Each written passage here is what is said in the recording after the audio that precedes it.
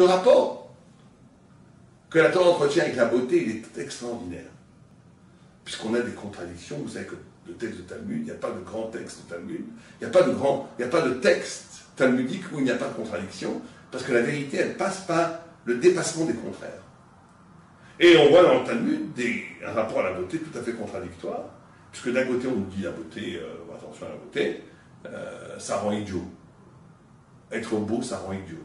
Au point où une fois Rabbi Yoshua ben Gamla, qui était un très grand rab, mais qui était laid, horriblement laid, mais c'était un ami de l'empereur, et il fréquentait la maison de l'empereur, et sa fille, la fille de l'empereur, la princesse, était une femme intelligente, sûrement une jeune fille intelligente, qui aimait discuter philosophie, pensée juive ou pensée tout court avec Rabbi Yoshua. Et il lui pose une question de façon un peu insolente. Elle dit à Rabbi Yoshua, mais quand même tu es très laid. Comment ça se fait qu'un chokhma mefoer, une intelligence aussi extraordinaire comme la tienne, bekli mechoar, dans un récipient aussi horrible que ton corps? Rabbi Yoshua ne se vexe pas trop, et il lui dit, mais où est-ce que ton père met le vin? Il m'a dit, mon père met le vin dans les amphores en argile. À l'époque, il n'y avait pas de tonneau en bois, c'était dans les amphores en argile. Il dit, quoi, ton père est un grand empereur de Rome, il met son vin comme n'importe quel paysan dans des amphores en argile.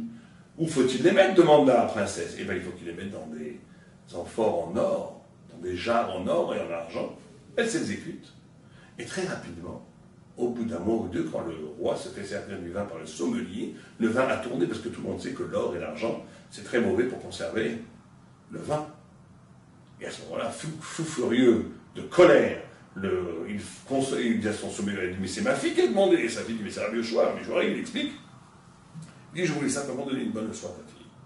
Et lui montrer que la beauté, ce qui est beau, ce qui brille, rend pourri ce qui est à l'intérieur. Abîme l'intériorité. Parce qu'on vit dans l'extériorité, on devient idiot dans l'intériorité. Alors elle pose, comme question, elle dit, chez vous, il y a aussi des rabbis qui sont très beaux, et qui sont très intelligents. Il dit, et Rabbi Yoshua du tout ne se désassemble. Il dit, oui, mais ils auraient été encore plus beaux s'ils avaient été moches. Donc on voit ici que la beauté rend idiot. Comme on dit, sois belle et tais-toi. La beauté rend idiot, parce que la beauté neutralise ce qui rend intelligent avant tout. C'est la curiosité. C'est la capacité d'accueillir l'autre en soi. C'est l'humilité.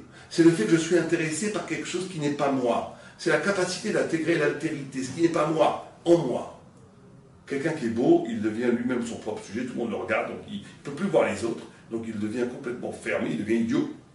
Bien entendu, il y a des gens beaux, intelligents, il y a des gens moches qui sont idiots. Je parle d'une force, maintenant il y a d'autres facteurs qui viennent contrebalancer cette force.